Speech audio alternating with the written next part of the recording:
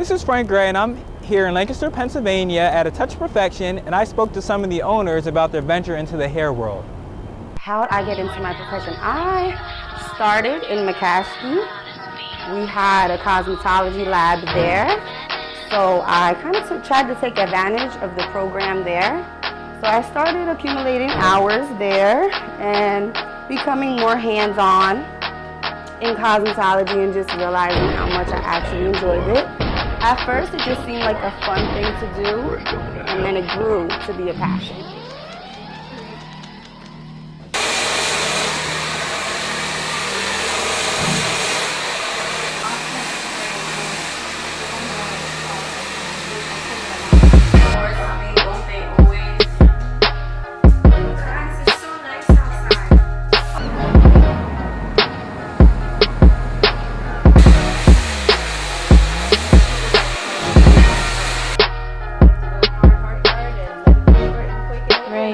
By 10th grade, I knew for sure I was going to travel the cosmetology road, and so I started to prepare myself and my hair. I got a good haircut my 11th grade year. That's the year that I started cosmetology, and I started from there. I wouldn't relax as often, and I started to learn the hair structure, the cuticle, you know, what to do with it, what not to do with it, what it needs and what it doesn't need. It is an extreme science. With relaxing the hair, you're stretching the cuticle. With coloring the hair, you're rearranging the structure of the hair bonds. So it's important. A lot of people don't think that hair is a science, but it really is. Oh, I see. That makes sense.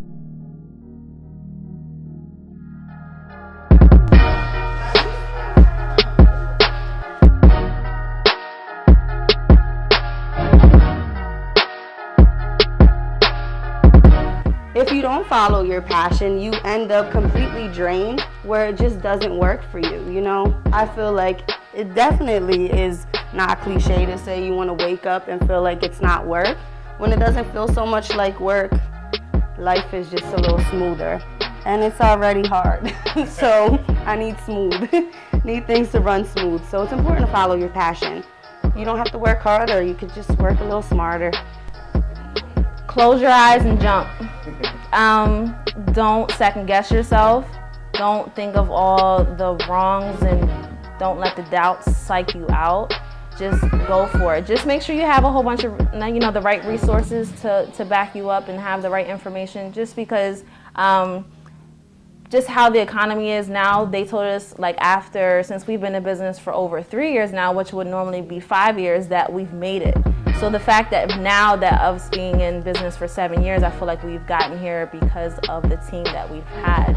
So just having the right resources, whether if you're doing it by yourself or if you're young or if you're married, make sure you just have some type of support. Just because of that support is just what will help you keep going. So if you're by yourself and you're just going to let your mind just keep playing tricks on you, and it can psych you out to not even taking that leap of faith and just jumping right into it. So the right people behind you will help make that happen.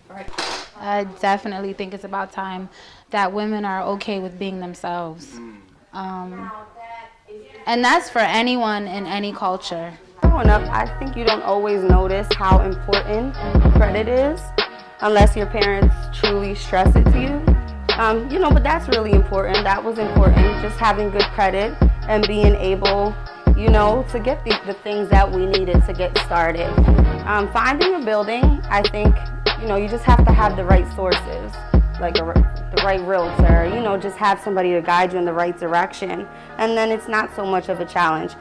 Now, those things didn't come easy, but it just took time, and we just had the right sources. Yes, well, it looked nothing how it is now. The floors weren't here. We took down some walls. There was even a desk that was actually connected to the floor, so there was a lot of ripping and pulling out that we had to do. We had to get a lot of permits also that we weren't prepared for, only because when a place is not a salon before, there's a lot of things that you have to do to it that we weren't aware of. So with putting in the floors and putting in plumbing and putting in a certain amount of things that needed electricity, we needed to have certain permits for that. So we needed to have licensed and master electricians come in, plumbers come in, and then we had to go through City Hall to get certain permits and get zoning and have an architect. So with all those things being done, we weren't prepared for it, so it was a bigger bill than what we had expected. But in the end, it was a process that we love. I think some of my personal biggest fears were, this is a huge risk. I wonder if this is gonna work, if, you know, if financially, if I'm gonna be stable, if, you know, will I make more money or at least the same that I'm making now? And it's just a risk that you take, and you just can't fear the risk of not having it all, because things kind of balance out. Sometimes you don't have the most money, but you have the most flexibility. Or, you know, you're just able to be fulfilled through your passion. So once you stop paying attention so much to the dollar sign, you know, things just get fulfilled and it works out. So if we would have quit, we would have put so much time and effort into our dream and would just have been letting it go, and that's something that we both don't want to do. So just knowing that how far we've come and how many people that support us, we were like, we just have to keep going, even though it cost so much that we weren't expecting. It was just like, we just have to keep going forward with it.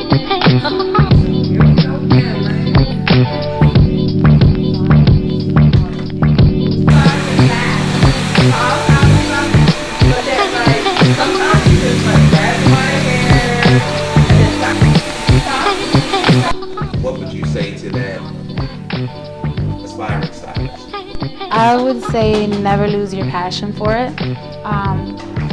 If you are sincere about wanting to do hair and get in the industry, get into it. Just go for it. Start on your friends and neighbors and work your way up. Definitely go to school, get certified, but don't hold back, because the longer you wait, your confidence will dwindle. So if you have that drive, if you have that drive to go do it, just go for it. How important is it to believe in yourself? Oh, it is so important, and I think because of me being in a partnership, it's helpful to lean on the other person and them constantly, you know, pushing you. And I feel like, you know, we push each other, because if I didn't have another person, I don't know if I would have lasted 7 years, just because of not having the weight of someone else to lean on and them being able to understand exactly what I'm going through. So I feel like we both push each other to strive and do better, and when one person wants to do something, we make sure that we try to help them as much as possible to achieve the next level and whatever that they're looking forward to do. So I just feel like, you know, everything based around A Touch of Perfection is just off of both of us. It's not just with one person. So I feel like, you know, we both help each other strive to do better and to achieve what we're trying to look for.